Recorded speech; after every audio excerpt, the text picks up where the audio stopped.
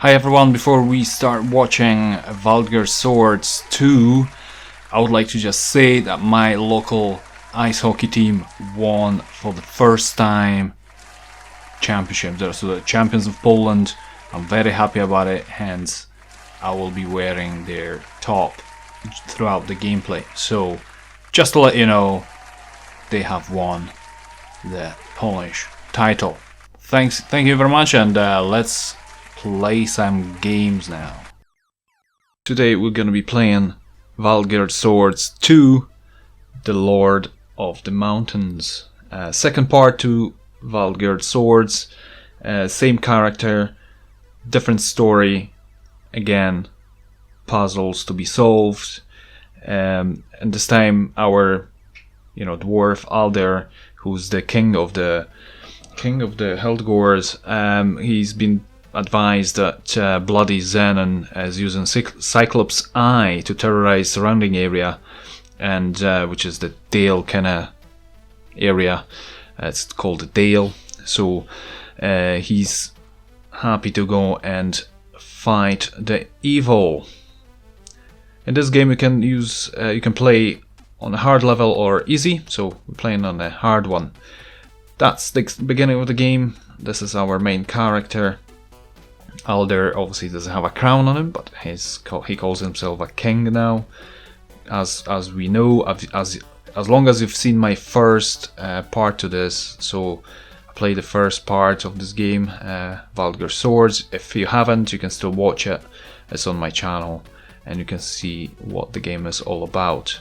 In this part, you can see our enemies are creatures that are created by the evil Bloody Zenon or Evil Eye. Anyway, so this is the first item we had to collect, which is an old key to get out from this area. We don't need to collect that box over there, but watch out for the enemies. It's an instant death once you touch them, especially the pumpkin. Pumpkin is the most difficult one, I would say, in the whole game, because it jumps quite fast. Not sure if you play on an easy level if the pumpkin is jumping slower. I don't know. You would have to check it. As you could see, there was some sort of lizard type of thing, dragony. This is like a zombie dead man, and here we have pickaxe. Which we'll pick up, which is called kill off in Polish. And again, we had there a skeleton running about with a candle. Absolutely amazing graphics, amazing music. We use a pickaxe here to dig a hole into the underground, and over here, watch out for the zombie again, jumping zombie, because it will kill you.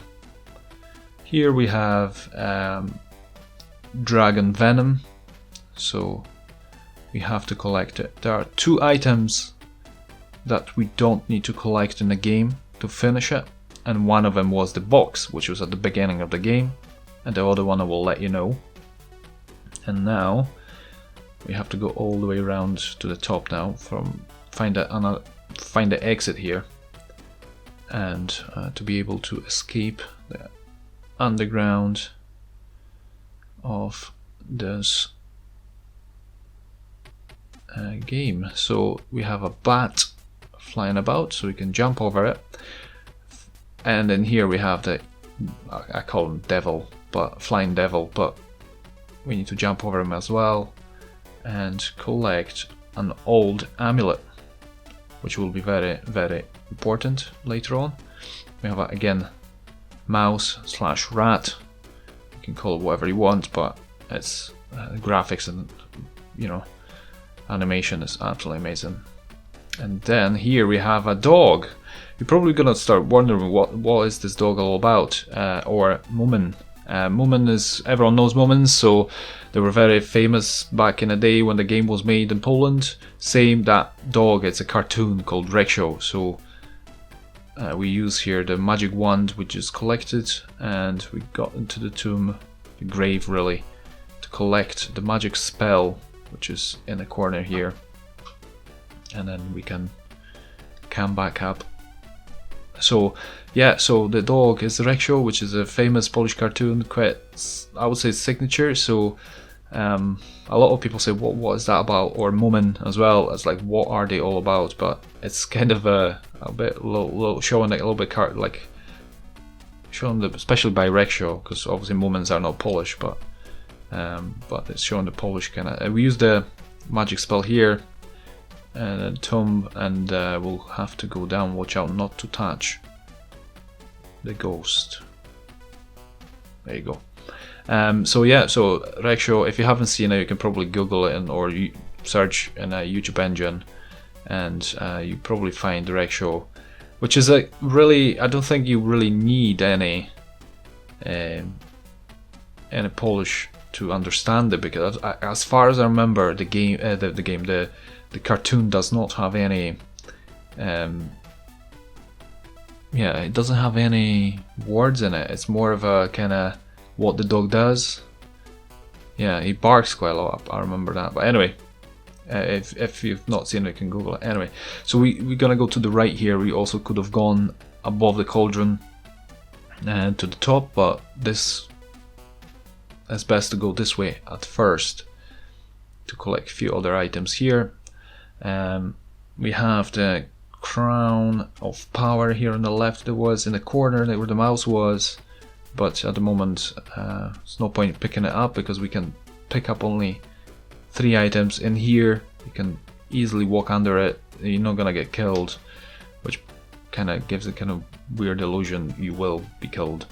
And in here we will use an old amulet which will protect us as we walk under this laser beam. There you go, as you could see, easy peasy.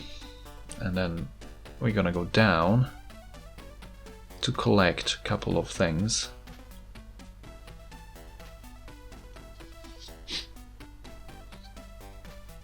Another evil wolf, flying wolf. And there's some.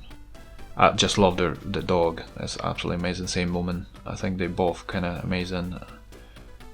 This is a stone we'll need later on, and we'll still go to the top and collect another item there. Watch out for the flying skeleton. There you go. We got 6 lives, as you can see on the top of the screen. This is a troll skull, and in here watch out for the mouse/rat, and then I'll speed us up. We'll say fast forward this a little bit. There's a lot of walking in here in this game, so I will do it more than once. Just speed it up so that we're not wasting time with just on walking. So music is amazing, I think, in the game. And here, if you go to the right, there's a key in the right hand side of the screen. Not needed.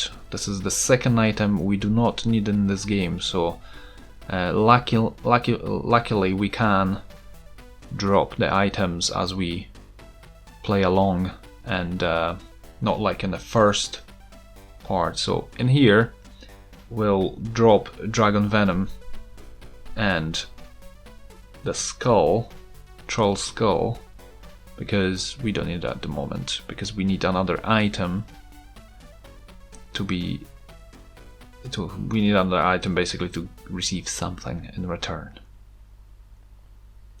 And this is a tricky pumpkin. Again, it's like almost Halloween themed, isn't it? Game, but I think the authors made this, and the graphics here are made it amazing. Obviously, I believe the game on Commodore 64 is totally different graphics. Recently, I did watch a video in relation to that. Actually, one of the authors actually made a good video about it, saying like he only made the Valdgir Swords 2 for C64 purely because they needed money to study. So anyway, here we have a plank of wood which we need to collect, but as you can see we need to watch because we need to quickly collect it and quickly drop from there, from the platforms, otherwise we're gonna get killed by this evil flying creature. So yeah, it was quite interesting because obviously the game looks so much different to this one, so it differs in every aspect. There's not even maybe to be honest, I've not played it, but I've seen it on online on YouTube and stuff, and it's so different to everything else. So in the future, and here we'll use a stone to get another platform. In the future, I'm planning on getting Commodore 64 just for some games, just to have a go at some certain games, and you know, sometimes to have also comparison to Atari's games, because obviously some of them were released first on Commodore and then Atari and vice versa, so it's good to see the difference. And in here, come on, jump, gonna go up.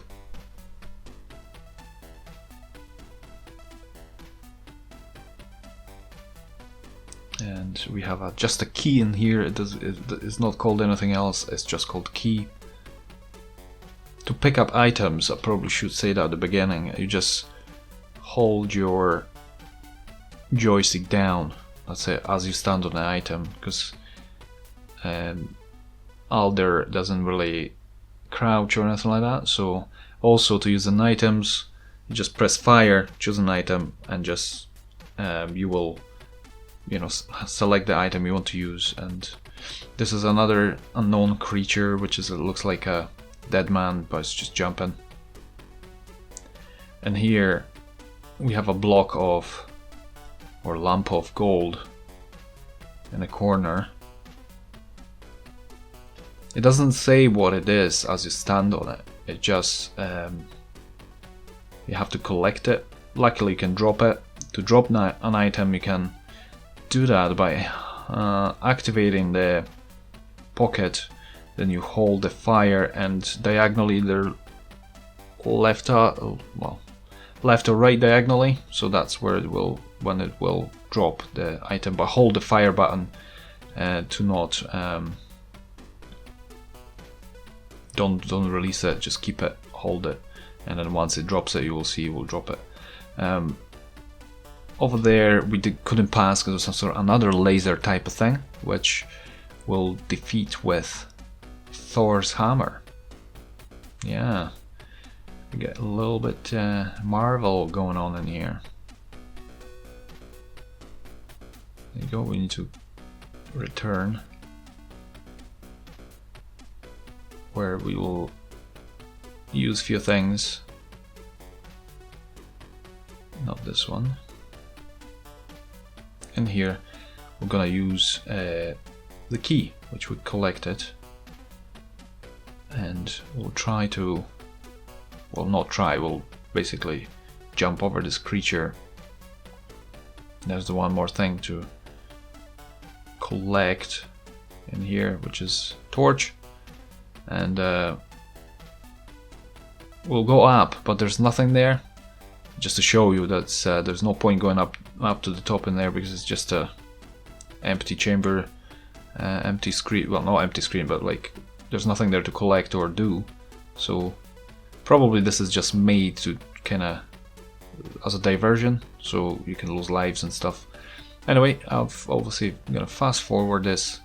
I'm gonna go to Cauldron, and then we'll do something there. Once we get there, I will tell you. Obviously, oh, I've lost first life in here, and there you go. So in here we use the lump of gold, bar of gold, and the torch will get a gold key. Obviously we don't know this is a gold key at the moment, but once you collect it, you will know it will say it's a gold key. I will leave it for now, because there's no need to carry it with me. Now I'm gonna go and fetch Thor's hammer. I've got obviously plank of wood, which I can patch this hole in here with, and shouldn't be a problem now to collect the hammer and we'll take it from there. Again, I love this little buddy running about. It's quite clever. Also, watch out for the pumpkin here.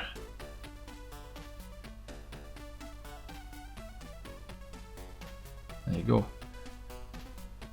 Pick up the hammer and then return to the point where we can use them.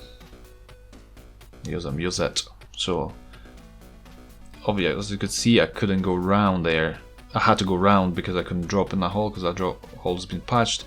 We'll pick up the crown of power now here, because we won't come back here anymore. So and I pick up the gold key. So we've got 3 things. We probably won't be back. Yeah, we won't be back here. It's no point, and we'll quickly. Oh, perfect! I did not lose life in there. As you can see, plenty chambers. Easily you can get lost. And my mistake here, I've dropped here the crown of power here because I didn't really need it at the moment. And yeah, but anyway, we're gonna use a Thor's hammer here to destroy that laser thingy.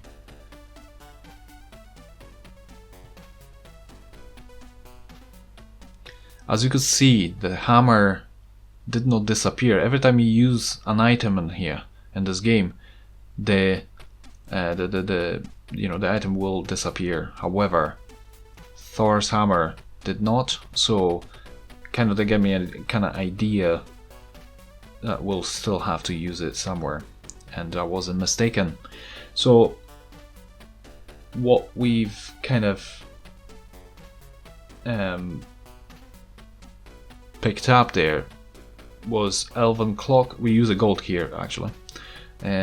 Elven Cloak, so that's a little bit puzzling for me because it took me a while before I figured that out, but Elven Cloak, if we use it, we don't use it, we have in the pocket, we have to have it to use the Thor's hammer. Just in a second, we're gonna use it now to get rid of the guard, which is guarding, you're gonna see in a second, guarding the passage over here. So we basically gonna give him the Thor's hammer, and he will, as you can see, he's disappeared, but we had to have the Elvish Cloak, so Elven Cloak. We need to pick up this Ogre Shin bone, so just call it a bone, and this is the 3rd item we need. And watch out for the ghost, we're gonna have to jump over it.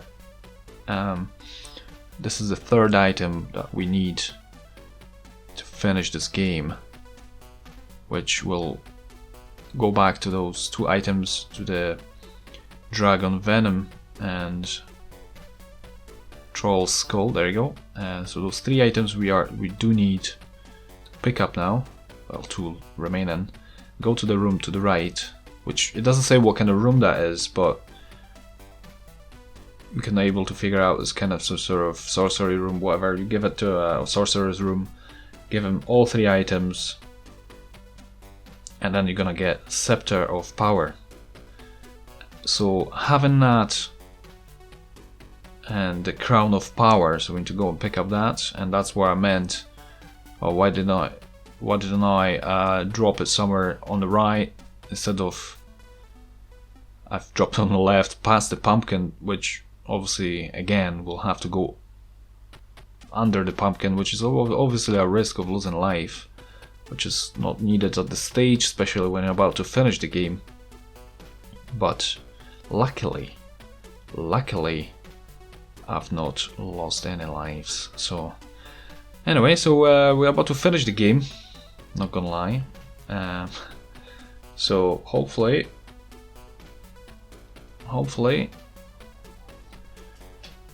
it's not gonna take too long now. This is the last room we're gonna go to. We have to attend, which is the obviously throne room, and as you can see, there's no the Lord of the Mountain is not here, but what I've done here, I was just waiting for him to turn, see how it looks like. Oh, I thought he's gonna look like he's sitting on a throne, but unfortunately he did not. So what we do here is just to use the Crown of Power and Scepter of Power, and then that should defeat the Lord of the Mountains. There you go. Congratulations, Aldir has destroyed the ruler of the mountains and crowned himself King of Dale. Unfortunately, this is the end of the adventures of the brave dwarf.